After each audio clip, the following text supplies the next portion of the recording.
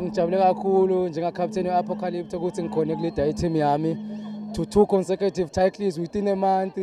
It's amazing ucabanga ukuthi nasiqala le project lena about 3 years ago. Bese ngabelieve ukuthi singakhona ukuthi achieve this far, but nyalo sesiregardwa as my favorite in every way. So ngiyabonga kakhulu ukuthi ti-sponsor tethu ti-sponsorship up to this far. Ngiyacela ukuthi siphinde siqhubeke Nkosi yami unto other years.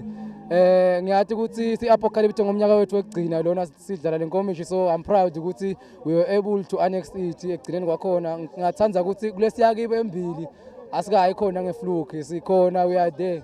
This has qualified you to be part of the competition in Ngonyama Cup, Soweto Super League. What's in club? I'm just saying, Eswatini football is not ready for Apocalypse.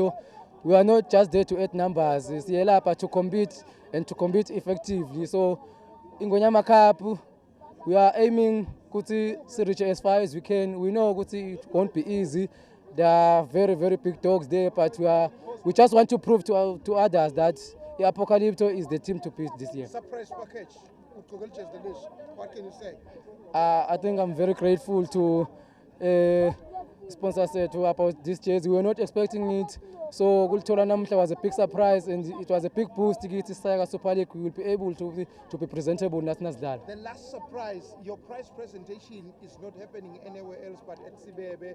Soon in the next fortnight, what can you say? Yo, that's even a bonus itself. I think today is a day of surprises. Apocalypse was not expecting this. We were expecting to win it, but it seems like when you are doing something good, just good things keep happening. So we are proud to be there.